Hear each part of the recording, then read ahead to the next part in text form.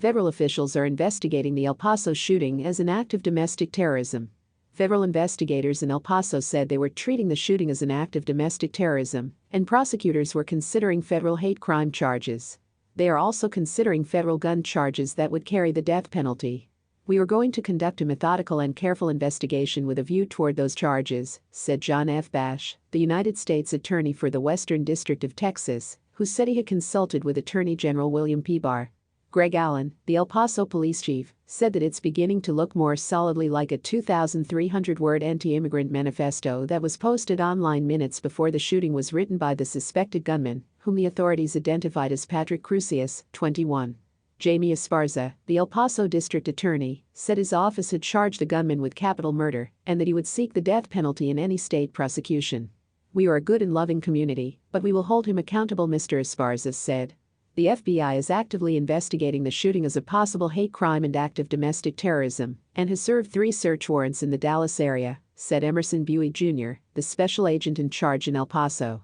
The rifle used in the shooting was purchased legally, and the gunman was allowed to carry it openly, Chief Allen said.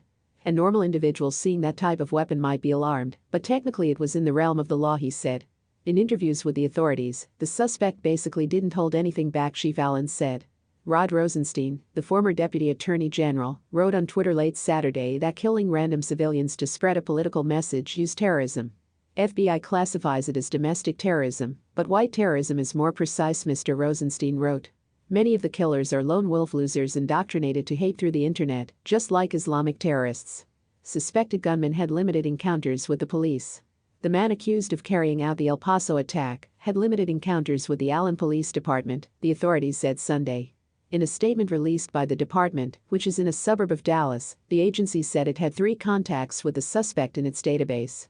The first was in 2014, when the suspect was a juvenile and was reported as a runaway. Those who first reported him missing to the police later called back within 30 minutes and stated that he had returned home without incident. The second contact was in November 2016, according to the police statement.